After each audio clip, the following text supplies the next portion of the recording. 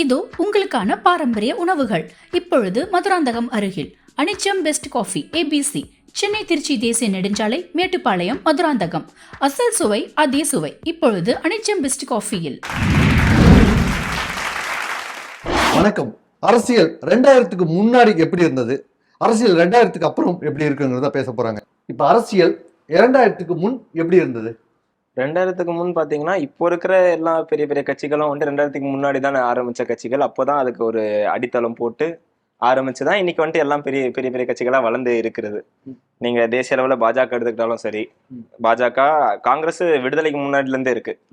அப்புறம் திமுக அதிமுக இது ரெண்டுமே இன்னைக்கு ஆரம்பிச்சதெல்லாம் தமிழ்நாட்டுல இருக்காங்க. தமிழ்நாட்டுல தேசிய அளவுல நீங்க காங்கிரஸ் பாஜக 1980s தான் ஆரம்பிச்ச ஒரு கட்சி. ஓகே. அவங்க அவங்க போட்டு வச்ச ஒரு அடித்தளத்துல ஒரு பேஸ்மெண்ட்ல தான் இன்னைக்கான அரசியலே வளர்ந்து வந்திருக்கு. அதாவது ஒரு பேஸ்மெண்ட் இல்லாம எப்படி ஒரு பில்டிங் எழுன்றதுதான் நீங்க கேட்கிற கேள்விக்கு பதில். 2000க்கு முன்னாடி இருக்கிற அரசியல் ஒரு அப்போ ஒரு நல்ல ஒரு என்ன சொல்றது ஐடியாலஜிக்கலி ஒரு ஸ்ட்ராங்கான இதுவாகும். இப்ப இருக்கிறவங்களுக்கு அது இல்லங்கிறீங்களா? இப்போ இருக்கிறவங்க உங்களுக்கு ஐடியாலஜிக்கல் கூட்டணின்றது இப்போ உள்ளதா? இல்ல, கூட்டணிக்கும் 2000க்கு அப்புறம் ஒரு அரசியலுக்கு சம்பந்தம் இல்லையே. கூட்டணிக்குன்னு சொல்ல முடியாது. அரசியலுக்கும் கூட்டணிக்கும் சம்பந்தம் இல்லைன்னு சொல்றீங்க. கூட்டணிக்கும் அரசியலுக்கும் சம்பந்தம் இல்ல. கூட்டணி யார் வேணா வைக்கலாம். ஆமா. 2000த்துல இருக்கிற யூத்துங்களுக்கும் இப்போ வர அரசியல்வாதிகள் அவங்க தான் முடிவு பண்ண போறாங்க. கூட்டணி வைக்க போறோமா, தனியா வைக்க போறோமா. அதுக்கும் இந்த இப்ப இருக்கிற யூத்துக்கும் அரசியலுக்கும் சம்பந்தம் இல்லை. 2000க்கு அப்புறம் நடக்கிற அரசியல் எப்படி இருக்கும்? 2000க்கு அப்புறம் பாத்தீங்கன்னா நிறைய ஜாதி கட்சிகள் மத கட்சிகள்லாம் வர ஆரம்பிச்சது. 2000க்கு அப்புறம் தான். 2000க்கு முன்னாடி நீங்க வந்த ஜாதி கட்சிகள் ஏதாவது 1-2 சொல்லுங்க பாப்போம். ஜாதி கட்சி இல்லவே இல்லை. ஜாதி கட்சி இல்லவே இல்லைன்னு சொல்ல முடியாது. மேபி 1-2 எங்கேயாச்சும் மூக்குல ஆரம்பிச்சிருக்கலாம். தெரிஞ்ச அளவுக்கு உங்களுக்கு பெரிய அளவுல ஜாதி கட்சிகள் எல்லாம் வந்த மாதிரி என்னோட புரிதலுக்கு இல்ல. அப்படி சொல்றீங்க? அப்படின்னு சொல்றேன். 2000க்கு முன்னாடி. உத்ரா நீங்க சொல்லுங்கம்மா. ஸ்ட்ராங்கான ஒரு பாயிண்ட் வச்சாரு. அதாவது 2000க்கு முன் காங்கிரஸ் விடுதலைக்கு முன்னே இருக்காங்கன்னு. ஆனா ஒரு கட்சி ஸ்ட்ராங்கா இருக்காங்கன்ற ஒரே காரணத்துக்காக 40 வருஷம் அந்த கட்சியை ஆண்டுட்டு இருந்தாங்க. அதே மாதிரி இப்ப அவர் சொன்னாரு பேஸ்மெண்ட்ல இருந்து தான் இப்ப இருக்க கட்சிகள் எல்லாம் வளர்ந்து வந்தாங்கன்னு.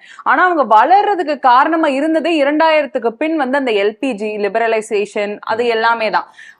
இன்னொரு முக்கியமான பாயிண்ட் நம்ம இங்க பார்க்க வேண்டியது என்னன்னா, அந்த ஒரு கேஸ் எல்பிஜி மட்டுமே அரசியல் பண்ணி எல்பிஜின்றது பாத்தீங்கன்னா 2000க்கு முன்னாடி வந்த ஒரு விஷயம் தான். அது பாத்தீங்கன்னா உங்க ஜிடிபி ரேட்ல இருந்து growth எல்லாமே கொடுத்தது எல்பிஜி தான். அதே மாதிரி அர்பனைசேஷன் அண்ட் உங்களுக்கு கம்ப்யூட்டர் உங்களுக்கு டிஜிட்டலைசேஷன் எல்லாமே வந்தது பாத்தீங்கன்னா உங்களுக்கு பிஃபோர் 2000 தான். 2000 என்ன சொல்றாங்க, கம்ப்யூட்டர் மெர்ஜான காலம் தான். 2000 முன்னாடி அது போட்டு வச்ச அடித்தளம் தான் உங்களுக்கு 2000க்கு அப்புறம் இன்னைக்கு ஏ வரைக்கும் வளர்ந்து நிக்குது. இது காரணம் 2000க்கு முன்னாடி நடந்த சேஞ்சஸ் தான்.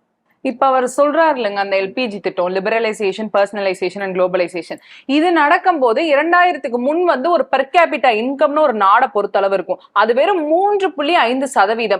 இப்ப 2000க்கு முன் அரசியல் பாத்தீங்கன்னா அனுபவத்தை மட்டுமே சார்ந்து இருந்துச்சு. அனுபவம் இருக்கு, ஒருத்தவங்களால இறங்கி ஒர்க் பண்ண முடியுது, அவ்வளவுதான். அது தாண்டி ஒரு ஐடியாவோ இப்ப அந்த காலத்துல எல்லாம் இப்ப பெரியவங்க அப்பாவுக்கு ஓட்டு போடுறாங்க, அதனால நான் அந்த கட்சிக்கு ஓட்டு போடுறேன். அதே மாதிரி இளைஞர்கள் போயிட்டு அரசியல் பத்தி பேசினா இதெல்லாம் பெரியவங்க பேசுற விஷயம், நீ ஏன் பேசுறன்ற காலம் போய் இன்னைக்கு இளைஞர்கள் ஒரு சோசியல் மீடியா, ஒரு சமூக வலைத்தளங்கள்ல இறங்கி ஒரு சாதாரண மாணவன், ஒரு ஃபர்ஸ்ட் இயர் படிக்கிற ஸ்டூடெண்ட்ல ஆரம்பிச்சு எந்த அளவு ஒரு 30-29 வயது இளைஞர்கள் கூட தைரியமா பேசுறாங்க. அதுக்கான ஒரு முக்கியமான காரணம் என்னன்னு பாத்தீங்கன்னா, இப்ப அந்த 2000க்கு பின் அந்த அரசியல் கோட்பாடுகள் தான். அதே மாதிரி ஒரு 40 வருஷம் ஒரு கட்சி ஆண்டுட்டு இருந்திருக்கு. அதுக்கடுத்து ஒரு சில கட்சிகள், இவர் சொன்ன மாதிரி ஜாதி கட்சிகள் மத கட்சிகள் எல்லாமே வர ஆரம்பிச்சாங்க.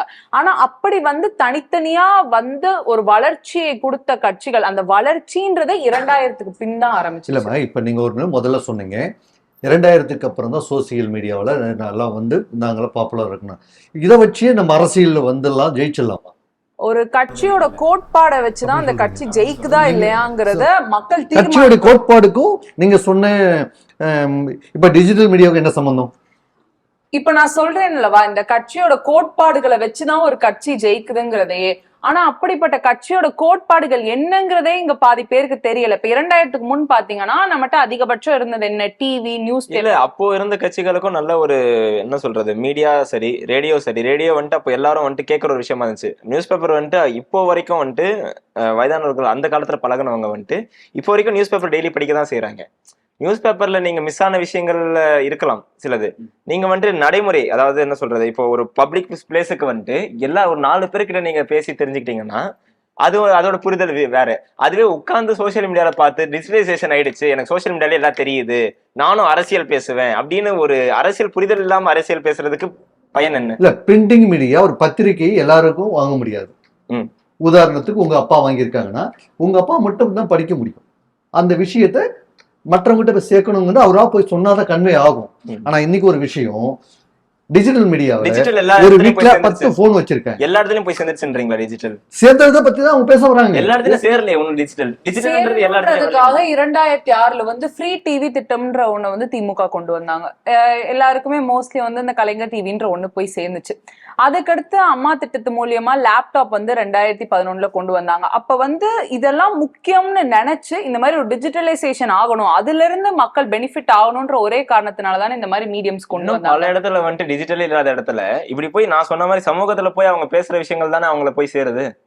இப்போ நேரா போய் இறங்கி நம்ம அரசியல் பிரச்சாரம் பண்றதுக்கும் அவங்க உட்காந்து டிஜிட்டல்ல உட்காந்து பண்றதுக்கும் அவங்களுக்கு வித்தியாசம் இருக்கு. அது அவங்க சொல்லலாம் ஐயா. ஆனா இப்ப பாத்தீங்கன்னா இப்ப ஒரு ஆண் வந்து இப்ப ஒரு இடத்துல போய் இப்ப ஒரு டீ கடைன்னு எடுத்துக்கிறோம், ஒரு 10 ஆண்கள் இருக்காங்க, அங்க எத்தனை பெண்கள் இருக்காங்க? இப்ப நம்ம ஆணை விட அதிகமா சமுதாயத்துல பேசப்படுறதே பெண்கள் தானே. அவங்க பேச அந்த குரல் கொடுத்ததே இந்த டிஜிட்டல் மீடியா தானே. இல்ல அப்படி இல்லையே. நீங்க டிஜிட்டல் மீடியா அவங்க சகோதரர் சொன்ன மாதிரி ஒரு குறிப்பிட்ட இடத்துல தான் இருக்காது, எல்லா இடத்துக்கும் இன்னும் பரவலா போகல. ஆனா ஒரு வெற்றியும் ஒரு தோல்வியும் நிர்ணயிக்கிறது வந்து கிராமப்புறங்கள்ல இருக்கு. அந்த இடத்துல டிஜிட்டல் மீடியா கிடையாது, பிரிண்டிங் மீடியா தான் இருக்கு. நீங்களே சொல்றீங்க அந்த இடத்துல பிரிண்டிங் மீடியா இல்லன்னு. அதே மாதிரி இப்ப பிரிண்டிங் மீடியா இல்லன்னு யாரும் சொல்ல. பிரிண்டிங் மீடியா தான் இருக்கு, டிஜிட்டல் மீடியா தான் இல்ல. பிரிண்டிங் மீடியா வந்து எல்லா இடத்துலயும் போய் சேர்ந்துருச்சு, ரேடியோவும் எல்லா இடத்தையும் போய் சேர்ந்துருச்சு. இப்படியாப்பட்ட இதை வச்சு பேஸா வச்சு அரசியல் பண்ண இதுதான் 2000க்கு முன். நீங்க டிஜிட்டலா பண்றது வந்துட்டு 2000க்கு பின் அட்வான்ஸ் ஆயிட்டீங்க, ஓகே. ஆனா அது எல்லா இடத்துலயும் போய் சேர்றது இல்லைன்றதுதான் எங்களோட கருத்து. இப்ப நீங்க சொல்றீங்கல்ல சமூக வலைத்தளங்கள் இன்னும் நிறைய இடத்துல போய் சேராம இருக்கு, ஒரு டிஜிட்டல் யூசேஜ் வந்து நிறைய இடத்துல இல்லைன்னு. இப்ப வந்து அந்த மாதிரி ஒரு கிராமப்புறம்னு எடுத்துப்போம். ஒருத்தருக்கு எதனால வாக்களிக்கிறாங்க? அவரோட கொள்கைகளை தெரிஞ்சு வாக்களிக்கிறாங்களா, இல்ல அவர் என்னென்ன திட்டங்களை கொண்டு வருவாருன்னு தெரிஞ்சு வாக்களிக்கிறாங்களா? வாக்களிப்பாங்க. அந்த ஊர்ல தெரியும், அவ்வளவுதான். அந்த ஊர்ல வந்துட்டு யாரு தெரிஞ்சவங்களா இருக்காங்க, யாரு வந்துட்டு நல்லது செய்வாங்க அவங்களுக்கு தெரிஞ்சுதான் வாக்களிப்பாங்க. கிராமத்துல உங்களுக்கு வந்துட்டு சிட்டி மாதிரி வந்துட்டு இந்த கட்சியோட தலைவர் தான் எனக்கு வேண்டும், அதே மாதிரி இந்த கட்சியோட கொள்கை நல்லா இருக்குன்னு யோசிச்சு வந்துட்டு அப்படி பண்ண மாட்டாங்க. கிராமமோ நகரமோ நோபடி நோஸ் எனிபடிங்கிறது ஒரு யூனிவர்சல் ட்ரூத். அப்படி பார்க்கும்போது இவர் நல்லது பண்ணிடுவாரு நான் நம்புறேன்னு ஒருத்தருக்கு வாக்களிக்கிறாங்க. கூடவே வளர்ந்த ஒருத்தர் நல்லது பண்ண மாட்டான்னு அவனுக்கு ஏன் நம்பிக்கை இருக்காது? இந்த கட்சியில போனா எனக்கு இந்த தலைவரை பிடிக்கும், இந்த கட்சியில போனா எனக்கு பொறுப்பு கிடைக்கும் அப்படின்றதுனாலதான் இன்னைக்கு பல பேர் கட்சிக்கு வராங்களே. இல்ல இந்த கட்சியில போனா சம்பாதிக்கலாம் பல பேர் கட்சிக்கு வராங்க. அப்போ உங்களுக்கு வந்துட்டு அரசியல் புரிதல், அதாவது ஒரு தொண்டன் வந்துட்டு என்னாலும் என் தலைவனுக்காக உழைக்கணும், அவன் வந்துட்டு அவனோட வளர்ச்சியை வந்து நீங்க தொண்டனாதான் வச்சிருந்திருக்கீங்க, யாருக்கும் பதவி கொடுக்கணும்னு ஆசைப்படல. ஏன் வளரவே இல்லையா? யாரும் வளரவே இல்லையா? சொல்லுங்க, வளர்ந்தது சொல்லுங்க, கேளுங்க. வளர்ந்தது சொல்லுங்க. கேள்வியே கேட்கல. நீங்க ஒரு சட்டக்கல்லூரி மாணவன், நமக்கு டிபிஎஸ்பின்னு ஒண்ணு இருக்கு, டைரக்டிவ் ஸ்டேட் பாலிசிஸ் நமக்கு இருக்கு. அதுல வந்துட்டு ஆர்டிஐ, ரைட் டு இன்ஃபர்மேஷன், கவர்மெண்டே குவெஸ்டின் பண்ணலாங்கிற ஒரு அத்தியாயமே 2005 தான் உள்ள வந்துச்சு. இன்னைக்கு வளர்ந்து நிக்கிறதே வந்துட்டு 2000க்கு முன்னாடி பண்ண அரசியல்னாலதான் இன்னைக்கு ஒரு வல்லரசார் நாடு ஆகிட்டு இருக்கு. உங்களுக்கு 2047 ஆயிடும்ன்றாங்க. எதனால? இல்ல, இதை வந்து எல்லாரும் சொல்லிட்டு தான் இருக்காங்க, வல்லரசு நாடு ஆயிடும் அப்படின்னு எல்லாரும் சொல்லிட்டு தான் இருக்காங்க. இப்ப எப்பதான் ஆகும்? இப்பதான் ஆகும்னா அது இப்ப இருக்கிற அரசியலை பொறுத்து தானே. அப்போ அதுக்குதான் அவங்க வந்திருக்காங்க, எங்க கிட்ட கொடுங்க, நாங்க வந்து வல்லரசு நாடா ஆக்குறோம் அப்படிதான் சொல்ல போறீங்க. சொல்றோம், நீங்க அடித்தளத்தை அமைச்சிட்டோன்றதையே வந்து ஒரு ஸ்ட்ராங்கான பாயிண்டா வைக்கிறீங்க. ஆனா ஒரு வீட்டுக்கு அடித்தளம் போட்டுட்டு அந்த வீடை கட்ட எந்த முயற்சியுமே பண்ணலன்னா அந்த அடித்தளமுமே வந்து வேஸ்டா தான் போகும். ஏன் முயற்சி பண்ணல? முயற்சி பண்ணதுனாலதானே இன்னைக்கு நாடு முன்னேறுது. இல்ல, எந்த விதத்துல 2000க்கு முன்னாடி வரைக்கும் நம்ம நாடு தாழ்ந்திருக்கு நீங்க நினைக்கிறீங்க? 1947க்கு அடுத்து ஒரு 70 கோடி பட்ஜெட்ல தான் நம்ம நாட்டை முன்னேற்றி கொண்டு போகணும்ன்ற ஒரு கட்டாயத்துல நம்ம இருந்தோம். இப்ப பார்த்தா ஒரு சராசரி மனுஷனோட சொத்துன்னு எடுத்துட்டாலே அது 70 கோடியில இருக்கு. அப்ப அத வந்து ஒரு நாட்டோட பட்ஜெட்டா வச்சு கொண்டு வந்து இன்னைக்கு ஒரு சராசரி பட்ஜெட் இந்த நாட்டுக்கு வந்து 10 லட்சம் கோடிகளுக்கு மேல இருக்கு. அப்ப இந்த அளவுக்கு ஒரு முன்னேற்றம் என்பது ஒரு இவங்க சொல்ற மாதிரி ஒரு 2000க்கு முன் அந்த ஒரு 50 வருஷத்துல அந்த முன்னேற்றம் கண்டிப்பா வரல. இந்த முன்னேற்றம் இப்ப இருக்கிற அரசியல்வாதிகள் வந்ததா, முதல்ல இருந்த அரசியல்வாதிகள் வந்ததா? நம்ம பொதுவான சென்சஸ்ல பாக்குறப்ப பொதுங்கிறது வேண்டாம், இப்ப நீங்க சொல்றது நாங்க வந்துதான் அந்த முன்னேற்றம் கொண்டு வந்தோம்னு, நீங்க வந்துதான் நீங்க இன்னும் வரவே இல்லை இல்லையா? இன்னும் வரவே இல்லை. இப்ப நீங்க சொன்ன மாதிரி அப்ப இருந்ததுக்கும் இவ்வளவு குரோத்திங் கொண்டு வந்தது யாரு? முதல்ல இருந்தவங்க தானே கொண்டு வந்தாங்க. 2000க்கு அடுத்து வந்து நாங்க தான் கொண்டு வந்தோம். எப்படி அதை சொல்லலாம்? அதாவது இப்போ இருக்கிற, அதாவது 2016 வரைக்கும் தமிழ்நாட்டை ஆண்டவங்களும் சரி, அவங்க எல்லாம் வந்துட்டு இப்போ இந்தியா வாழ்ற நரேந்திர மோடியும் வந்துட்டு 2000க்கு முன்னாடி ஒரு வளர்ந்து வந்த ஒரு அரசியல்வாதி தானே. கண்டிப்பா. ஆனா 2000க்கு முன் நீங்க பாத்தீங்கன்னா என்ன பெரிய டெக்னிக்கல் ஜெயின்ஸ் இங்க இருந்தாங்க. இன்னைக்கு வந்து நம்ம நாட்டோட எக்கானமியே பெருசா வந்து இம்பாக்ட் பண்றதுன்னு பாத்தீங்கன்னா இந்த டெக்னாலஜிக்கல் ஜெயின்ஸ். அந்த டெக்னாலஜிக்கல் அந்த ஐடின்ற ஒரு விஷயத்த இந்தியாவுக்கு கொண்டு வந்தது ராஜீவ்காந்தி தானே. நீங்க சொல்றதுதான் நாங்களும் சொல்றோம். நீங்க இலை போட்டீங்க, ஆனா அதுக்கு அடுத்து அது உணவு பரிமாறி இன்னைக்கு விண்டோ 95ல ஒர்க் பண்ணிட்டு இருக்கீங்கன்னு நினைக்கிறேன் இல்லையா?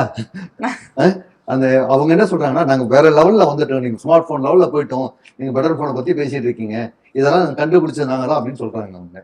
அதாவது பாத்தீங்கன்னா அது வந்துட்டு அப்படிதானே சொல்ல வரீங்க?